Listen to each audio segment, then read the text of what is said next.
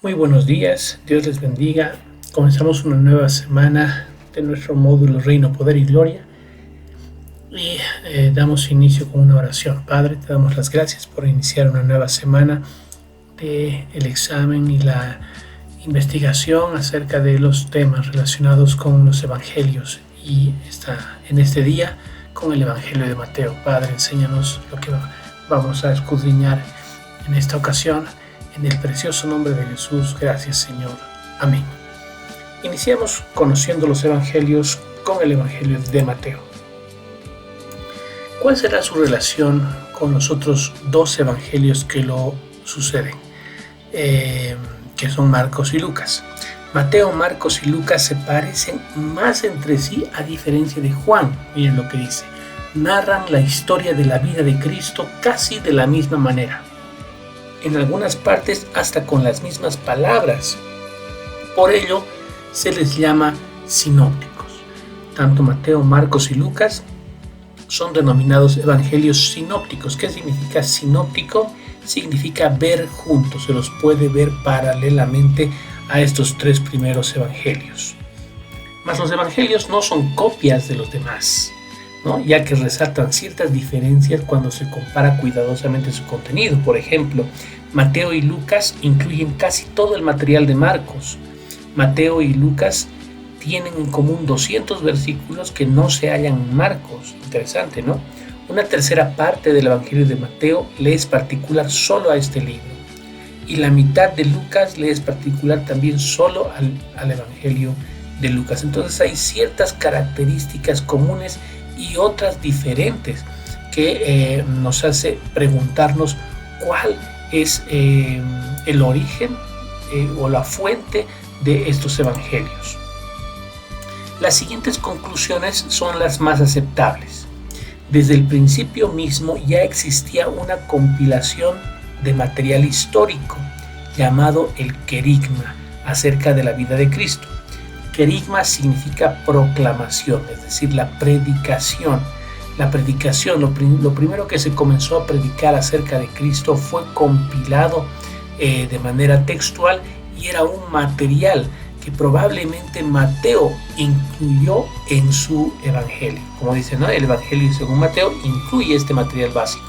Mateo le agregó las notas que tomó de las enseñanzas de Jesús.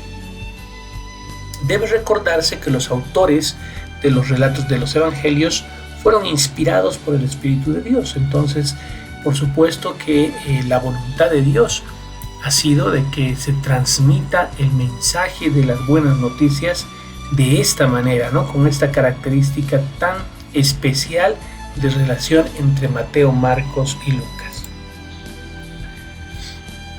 Podemos conocer el Evangelio de Mateo como el Evangelio del Mesías, como el Evangelio del Rey prometido, ¿no? El Evangelio, según Mateo, ha sido apropiadamente colocado como el primer libro del Nuevo Testamento, ya que su contenido provee un vínculo de unión entre el Antiguo Testamento y el Nuevo Testamento. Por eso fue que Mateo se colocó en el primer lugar entre los cuatro evangelios, ya que Mateo hace relación a las profecías del Antiguo Testamento y a su cumplimiento en Jesús como el Mesías. Por eso es que se lo coloca en el primer lugar de los cuatro evangelios. Autor: de acuerdo con la tradición, el Evangelio de Mateo fue escrito por Mateo, el recolector de impuestos, uno de los 12 discípulos de Jesús. Mateo escribió su evangelio probablemente entre los años 50 y 70 después de Cristo. ¿Se dan cuenta? Nos podemos dar cuenta que ¿cuántos años? 20 años después aproximadamente de que Jesús se va al cielo, recién Mateo escribe este evangelio. Interesante, ¿no?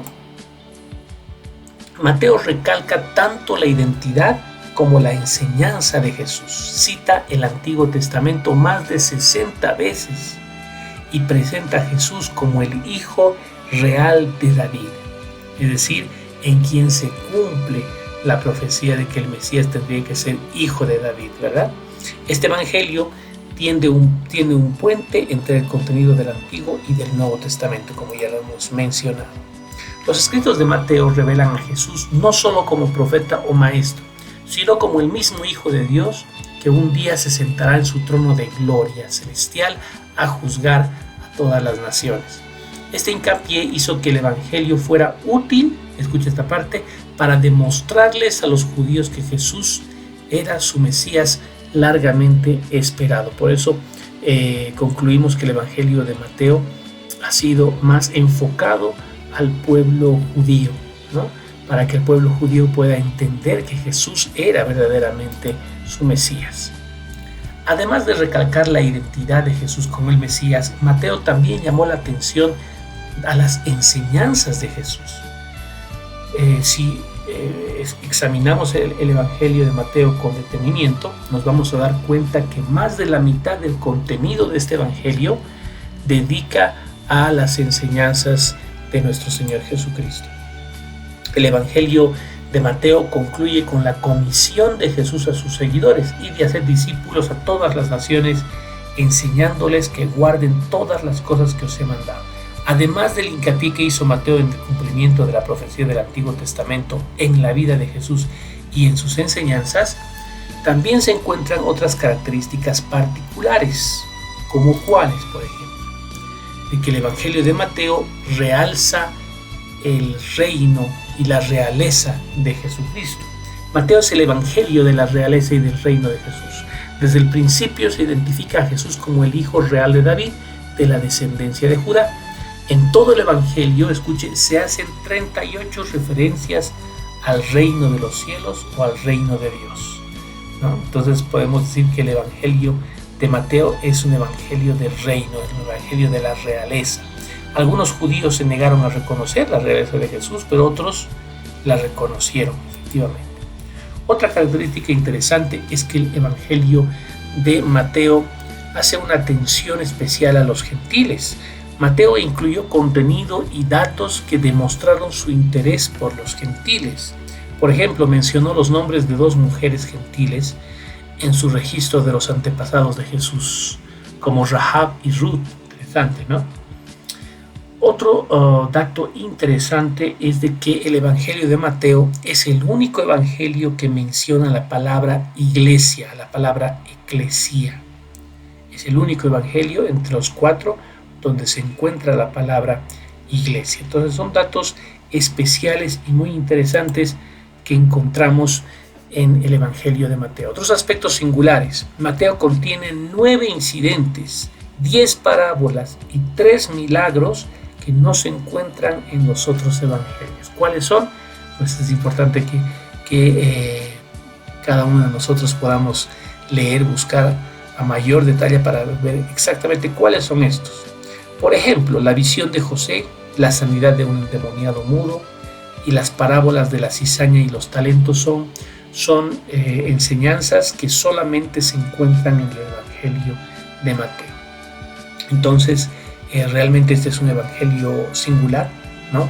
Un evangelio especial, un evangelio que con una intención de Dios fue colocado en esa posición en la Biblia, y su lectura, por supuesto, es y siempre será de grande edificación para nosotros y para todos los que quieran profundizar en el conocimiento de Jesucristo como el Mesías prometido. Perfecto, pues que Dios les bendiga.